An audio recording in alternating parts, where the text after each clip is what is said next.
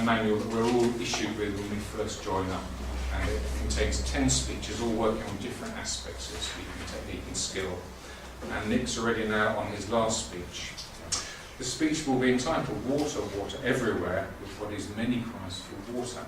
I just read from the Competent Communication Manual the point for this speech, what it's trying to achieve.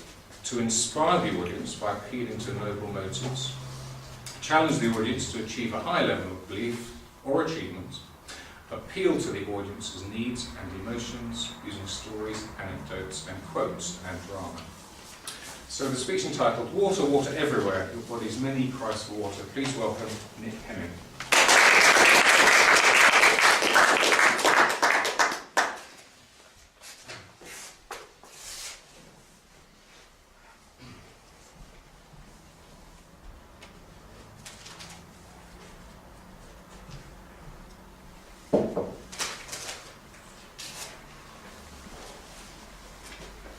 Good evening, everyone.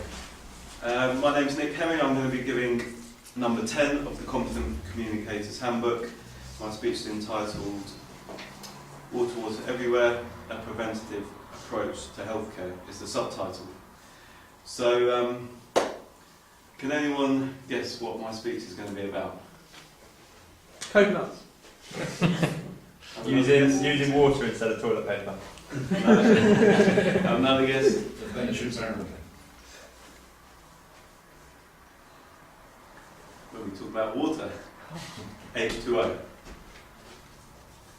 So how am I going to talk to you about water? Or why would I choose water? Why would I choose such a topic? Well, it's because I'm going to inspire you all to drink water. And how am I going to do this? I'm going to divide my speech into 5 different sections. Firstly, I'm going to talk about the composition of the human body. Secondly, I'm going to talk about the health benefits of water and why it's essential to your body. Thirdly, I'm going to talk about a book which I've read recently, which has inspired me to deliver this speech to yourselves. Fourthly, I'm going to talk about the ways in which, the actual specific ways in which water can help you. And fifth, I'm going to talk about the the local source of water, which I think can be of benefit to everybody. And to conclude, obviously, I'm going to give some recommendations. So, the composition of the human body. How is the human body? Well, the human body is made up of 80% water, obviously. So, that's not even half full. So, the body is made up of water, basically, with solute as well. The body can be looked at. The human body can be looked at as a test tube full of water and solute, liquid and solute. So if we go back to the ancient days, the prehistoric days, we evolved from fishes. We evolved from reptiles. We were actually born in water. We originally all were immersed in water, but since we've travelled and moved from our water boundary onto the land, we're now living in a stressed environment. We're not living in our natural environment. So, the stresses of everyday life, we need to regulate our water within our system. Here's another one. That's not so clear, but that is actually an ancient fossil of a lizard type thing. Maybe everybody in here, this is your great relative where you all started from. So, more things about the body. The body has a multi-level water rationing system, and the brain takes priority over every single organ in the body. Even though the brain only makes up 2% of the body weight, it takes 20% of the blood. So the water in the body circulates the blood around the system. So your brain's getting more blood by the amount of water that's in your body. It's regulating the human body. And also vital nutrients are transported around your body by the water inside. So what are the health benefits of water? Anybody? Open to the audience? Well, I'll tell you, today's society is a very unhealthy society, not back to the caveman days of my fishy friends. Today we're very reliant on soda, Coke, we're reliant on coffees and teas. Children are not educated to drink water. As soon as a kid goes to the cinema, or as soon as you talk to your kids, the first thing he wants is a Coke or a Ribena or something. And also, and more importantly, practitioners of the medical profession are unaware of the many chemical roles that water has to play in the body. And what the general consensus is in the medical profession is they're silencing the body's cries for water, so entitled my speech, with medication. Now anyone can see this is immediately detrimental for the body. So moving on to the second part, your body's many cries for water. This is written by an Iranian chap named Dr. Batman Geli, or Dr. Batman for short. So he was, in 1979, in the Iranian Revolution, he was put in prison along with many other intellectuals, artists, poets during the revolution times. In his time in prison, he encountered many prisoners who had stomach ailments, who were in crippling pain, and all he had as for his devices was water, so he prescribed them water.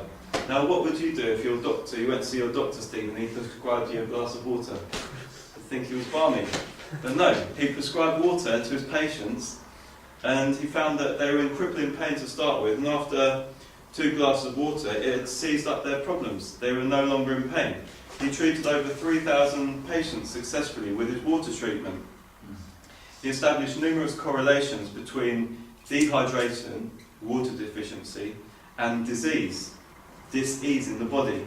His conclusions, and I quote, "These people are not sick, they're thirsty." Another quote, "You think better when you drink." So this goes to highlight that when pain manifests itself in the body, noticeable pain, this can be a call-in for that your body is dehydrated. So noticeable pain such as a headache is actually telling your body, look, I'm dehydrated, I need some water. Here you see a chap out in the desert, he's stranded, he's got no water, nothing. And this is a bit extreme, he's actually dehydrated.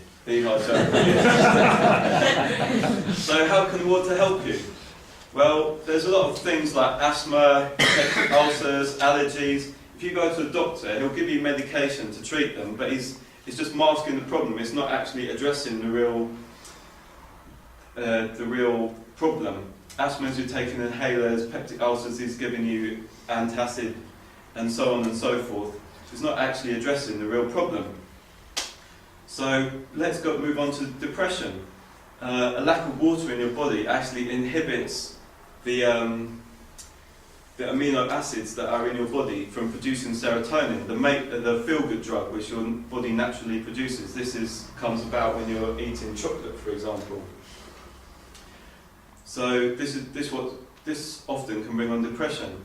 And excess body weight, water in the body regulates the metabolism, how fast your body eats up the fat. So people with excess body weight, sometimes this can be seen as a water deficiency. So there's a good correlation here which we can see with water and dehydration, chronic dehydration, correlating with disease in the human body. So what I'd like to say now, just briefly, is that we actually have our own source of great mineral water here in Tunbridge Wells, the Chally Beach Spring. Yes, ladies and gentlemen, as you can see, this was in 1606, a young nobleman, Dudley Lord North, discovered this spring, and he declared the water health-giving. So over 400 years ago, this water was declared healthy. So I propose that we declare it healthy again. And I propose the government start a new campaign to make people aware of the water, that's the life-giving water which we're not using and not making use of. Obviously this is going to go against the government's. This will probably never happen because the healthcare industry is big bucks here, all this medication, etc. They're making a lot of money, and today's culture is just take a pill and sort yourself out, when you're not really addressing the problem. And I would say a glass of water is much cheaper than any kind of medication. So what I propose you to do, seeing as I can't take this worldwide to the government, I'm going to recommend you 6 to 8 glasses of water a day. And I'm going to say the best way to do this is half an hour before a meal, or alternately, the best time to take it is 2.5 hours after a meal. And to end, I'm going to give you a quick tip. Does anyone here suffer from insomnia? No? Okay, we've got one chap at the back. Now I'll tell you a very good tip which I found out after reading Dr. Batman's book.